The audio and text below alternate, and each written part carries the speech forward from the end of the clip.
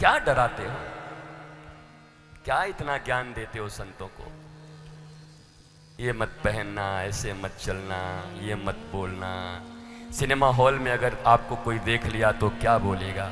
मैं भारतवर्ष का ऐसा संत हूं जो अपने बच्चों को लेकर के हर राज्य के राजधानियों में सिनेमा हॉल बुक करके राम सेतु जैसे पिक्चर देखने जाता हूं, एक साथ अपने बच्चों को लेके जाता हूं। क्या तकलीफ है तुम्हें? राणा प्रताप, छत्रपति शिवाजी, रामायण, महाभारत, भक्त प्रहलाद, भक्त ध्रुव, देश प्रेम की फिल्में अपने बच्चों के साथ देखने जाता हूं। कोई चिंता है तुम्हें? कोई तकलीफ है तुम्हें? तुम क्या चाहते? हिमालय की चोटियों पे खड़ा होकर के बर्फ में अपने शरीर को गला देना ही संतत्व है? अगर ऐसा ही था तो फिर बुद्ध को पूछो, जो बुद्ध अपने शरीर को गला करके फिर गांवों में राजा बिंबिसार के पास शहरों में वापस आए और आम्रपाली के द्वार पे जाकर के करोड़ों के इत्र से अपने पांव को धुलवाए। क्यों नहीं पूछते उन बुद्ध से प्रश्न तुम? क्योंकि नॉलेज नहीं है तुम्हारे पास। तुमने ऐसे ही शीशे की गुड़िया बना दी है संतों को, जैसे अपनी बेटियों को शीशे की गुड़िया बना दिया है तुमने। वो भी वीरांगना है, भारत की बेटियां हैं। बुंदेले हर बोलो की सुनी हमने कहानी थी, खूब लड़ी मर्दानी वो तो झांसी वाली रानी थी। शीशे की बना दोगे, कांच की बेटियां बना दोगे भारत में? कांच के घरों में संत को बंद कर दोगे और पत्थर लेकर के विधर्मी डराएंगे? इस देश में आत्महत्याएं होती, हीरो हीरोइन करते हैं तो एक बात समझ में आता है कि वो अज्ञानी होंगे। वो बॉलीवुड के और हॉलीवुड के हीरो हीरोइन है। मर्लिन मुनरो, उनके पास ज्ञान की कमी हो सकती है, लेकिन कोई साधु, कोई संत, कोई भगवान का दास, उसके जीवन में अगर दाग भी हैं तो उन दागों को भी लेके सामने आएगा वो। और इसी संतत्व की जरूरत है।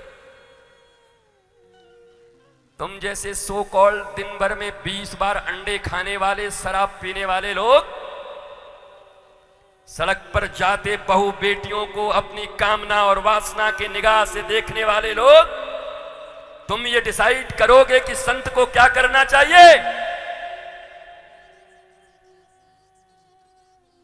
तुम निर्णय लोगे।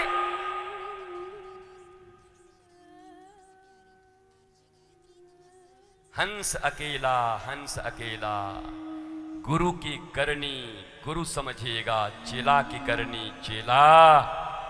हंस अकेला, हंस अकेला।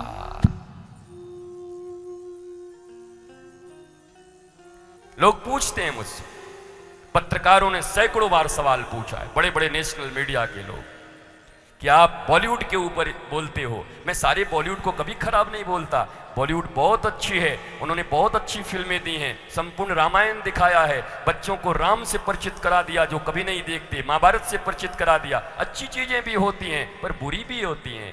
बुरे का विरोध है, अच्छे का स्वीकार है। यही तो जीवन है, यही तो होना चाहिए।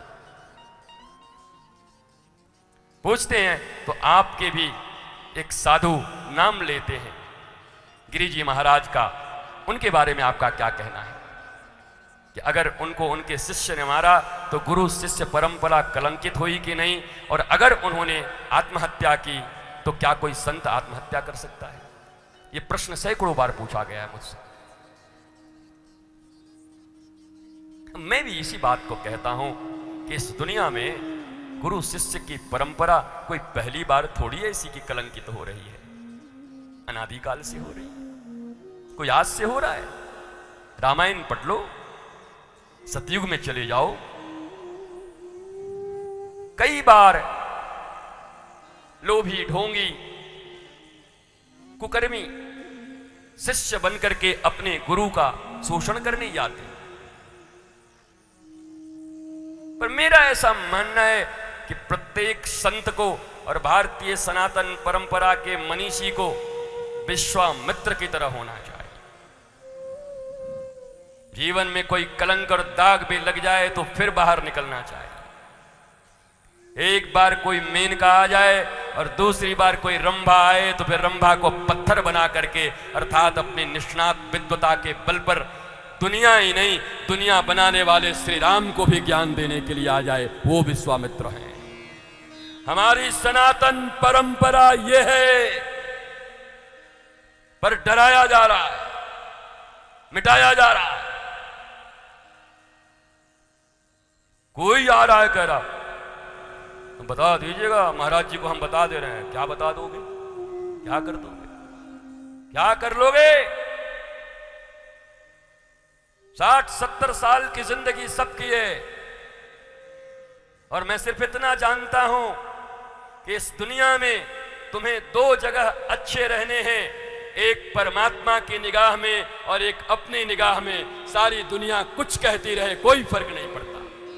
तुम्हारा अपना निगाह शुद्ध हो और उस बुद्ध की निगाह में तुम शुद्ध हो, क्या फर्क पड़ता है? कुछ तो लोग कहेंगे। इसलिए डरपोक कभी संत नहीं हो सकता। डरपोक कभी धर्म की प्रचार प्रसार को इस दुनिया में नहीं फैला सकता। कोई धर्म भीरू आदमी कभी भी जीवन में सनातन संस्कृति को आगे नहीं बढ़ा सकता।